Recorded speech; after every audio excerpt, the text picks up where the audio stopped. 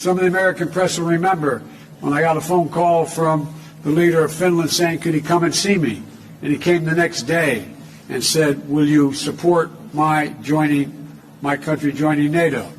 We got on the telephone. He suggested we call the leader of Switzerland. Switzerland, my goodness, I'm getting really anxious here about expanding NATO. I'm getting really anxious here about expanding NATO. Oops, I said the quiet part loud and the loud part quiet. Oh, dear. Sweden.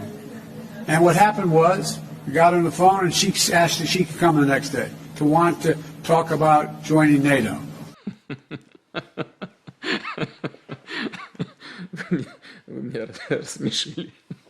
Biden, you bloody idiot. You went and blew it again. This whole summit, this whole NATO summit has gone without a hitch. It's run so smoothly here in Madrid, right? The objective had been achieved. We were making Putin jealous. He was watching us, having our meals cooked for us by Michelin star chefs, having a philharmonic orchestra play for us in a private concert. We were wandering around the museums, and we even went to the opera and met the royal family. I bet he was watching us and thinking, you know what? We're not so different. We're just power-mad elitists that hate the plebs. Then you had to go and blow it and say that we are anxious to expand NATO. That's what he's been saying all along. Of course there have been provocation in Russia.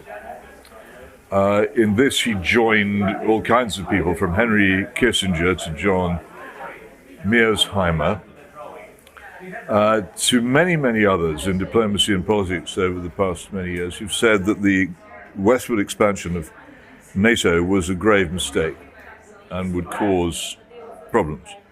Now, to say that something was provoked is not to say that that something was either good or wise, but to pretend that it wasn't provoked is absurd. The other than that, Joe, the rest of what you said was absolutely spot on. You've got your ear to the ground, your finger on the pulse of the nation, of the people, of the man in the street. Right on, fella. And this new polling this week shows that 85% of the U.S. public thinks the country is going in the wrong direction. How do you explain this to those people who feel the country is going in the wrong direction, including some of the leaders you've been meeting with this week, who think that when you put all of this together, it amounts to an America that is going backward? They do not think that. Exactly, right? If they say they think that, it's that they don't think that. The people who are polled who said that are racists, misogynists, homophobes, basket of deplorables, I guess. You haven't found one person, one world leader to say America's going backwards. America's better positioned to lead the world than we ever have been. We have the strongest economy in the world. Our inflation rates are lower than other nations in the world. The one thing that has been destabilizing is the outrageous behavior of the Supreme Court of the United States in overruling not only Roe v. Wade, but essentially challenging the right to privacy.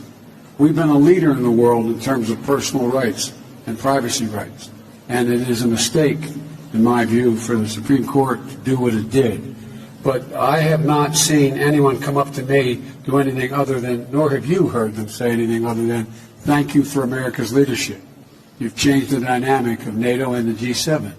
So I can understand why the American people are frustrated because of what the Supreme Court did. I can understand why the American people are frustrated because of inflation. But inflation is higher in almost every other country. Prices in the pump are higher in almost every other country. We're better positioned to deal with this than anyone, but we have a way to go. And the Supreme Court, we have to change that decision by codifying Roe v. Wade. Excellent job, Joe. You got that spot on. Oh, sorry, not allowed to do that anymore. Yeah, but anyway, good job, Joe. You did. That's exactly right. You know, you mention things like inflation and nobody being able to afford anything anymore, just to show that, you know, you're not completely out of touch. But then you tell them the real reason they're angry is Roe v. Wade, because that's the thing. Nothing else is really important. You know, if people can't afford food and petrol and stuff like that, no.